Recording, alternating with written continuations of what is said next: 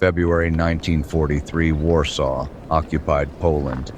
Steam lifts from a white towel and a Wehrmacht officer leans deeper into the chair. Fresh razor lines cross his jaw. A barber opens a cabinet beneath the sink. Not the visible towel shelf, the locked one. He lifts a folded towel from the lower stack and snaps it open once. Hot linen, bay rum, clean soap. The towel seals over shaved skin, and the officer closes his eyes before contact. 15 seconds. The barber counts without moving his lips. 4, 5, 6. He is 41 years old, a neighborhood barber, a former medical student. His name is Eugenius Wazowski. One hand stays flat on the counter behind him. The contamination is already moving through invisible razor cuts. He does not know that yet.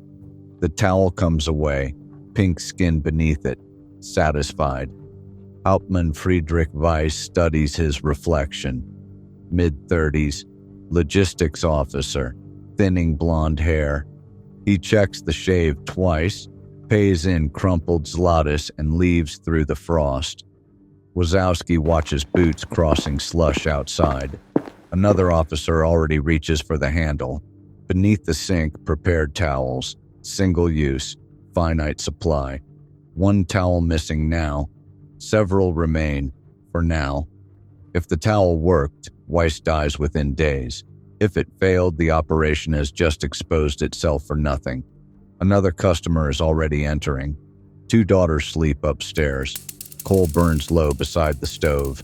His wife folds ration coupons beside cold tea. The shop feeds them. More than that, it hides them. A barber can remain invisible. A fugitive cannot. If he disappears, Gestapo reprisals follow. Street shootings, neighborhood arrests. Everyone in Warsaw understands the sequence. So he keeps shaving German officers, keeps heating towels, smiling across soap and steam. Across the city, Stanislaw Matulewicz. An abandoned pharmacy basement, glass jars under a single lamp, saline bottles. Typhus culture prepared 3 days earlier. The towels only matter if German officers keep coming. They do, every week, sometimes every day. Day 9, Weiss develops fever. Day 10, military hospital. Day 11, dead. German physicians begin counting symptoms. Typhus. Within weeks, 17 officers are dead. 32 hospitalized. Investigators search barracks, mess halls, water systems, supply depots. Nobody searches a barber chair. Their model expects crowds. Food contamination, water spread. Not comfort, not ritual, not hot towels pressed against relaxed faces. Wazowski opens the cabinet beneath the sink. Fewer towels now. He could burn the stock tonight. Instead, he prepares another basin, another officer, another shave, another towel.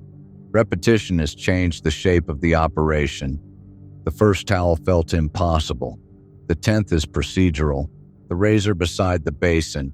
Steel across leather. Measured rhythm. The abandoned medical student understands incubation windows, transmission timing, exposure curves. A hand steadied against the chair back. The decision already made. The count already started. The next officer lifts his chin, trusting. Eyes closed. Wazowski presses the contaminated towel into place. 15 seconds. 7, 8, 9. The infection cannot be withdrawn. The officer cannot be warned. The operation has crossed into deliberate killing. German investigators widen the search. 43 Polish medical workers arrested. 3 die under interrogation. More return damaged. Hospitals tighten access. Medical inspections expand. Travel restrictions increase. The investigation changes. But German officers still need haircuts. Still want shaves. Still want routines preserved inside occupation. That habit keeps feeding the operation. A knock. After dark. The doorway fills with cold air. Jan Cole, clerk, wool cap low. Tonight. 4 hours. Wazowski does not move from the counter. They have your name. Kowal is already gone before the door closes. Underground routes exist. Safe contacts exist. He could disappear tonight. If he runs, disappearance becomes confession. Families pay, neighbors pay, children pay. Or he can stay inside the shop, sit beneath his own mirrors, wait for the knock.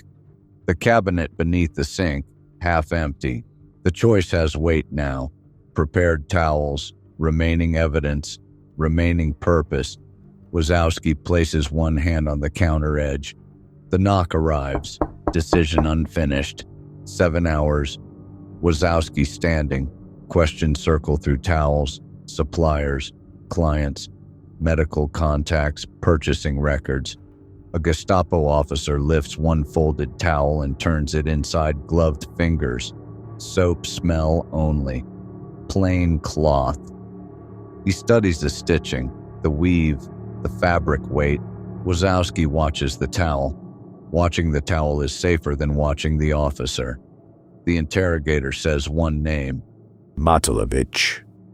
Wazowski watches the towel on the counter. Years ago. The officer picks up the towel again, turns it, sets it down. Then why stop? The towel on the counter, between them. Brenner pushes it across the counter. Night again. Shop empty. Coal burning low. A photograph behind the counter faces the wall. Wazowski unlocks the cabinet. 3 towels remain. 3. Not enough for momentum. Too many to ignore. The operation can still end here. Burn the stock. Destroy the cultures. Return to shaving. Return to survival. But survival has changed shape. 43 arrests already exist. Damage already moving outward. His hand closes around the nearest folded towel. Decision forming. Not spoken. Not finished. Morning returns. German officers keep coming. Routine defeats suspicion. 1 railway administrator, 1 supply captain, 2 field officers inside 48 hours. The cabinet grows lighter. German hospitals overflow beyond planning tables. More than 300 personnel hospitalized. 12 million Reichsmarks. Enemy adaptation continues. Medical screening expands again.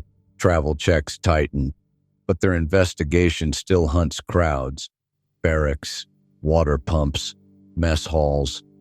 They're modeled blind to comfort, blind to ritual, blind to one chair beneath warm towels. That blindness is the delivery system. Another warning spreads through Warsaw. Secondary sweep planned, pipe inspection, chemical testing, wood sampling, crude methods, still dangerous enough. Wazowski opens the plumbing access beneath the sink. Metal smell, damp concrete. He scrubs drain seams, pipe joints, wood grain beneath the cabinet frame. Controlled exposure management, visible, deliberate. He could flee tonight. Routes remain open. Instead, he rebuilds the towel display, aligns razors, prepares the morning setup again. Because the disguise only functions if maintained.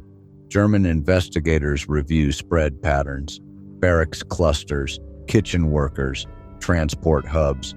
The model keeps producing the same answer. Crowds, shared exposure, mass contact.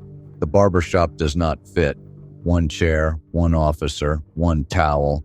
Their maps track barracks, mess halls, water systems.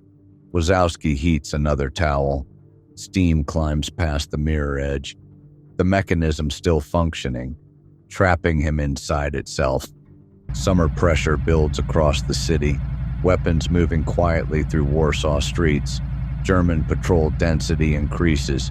The shop still opens each morning. Same basin, same mirrors, same controlled routine. A Polish clerk reaches the doorway again. Faster this time. Less breath left for explanations.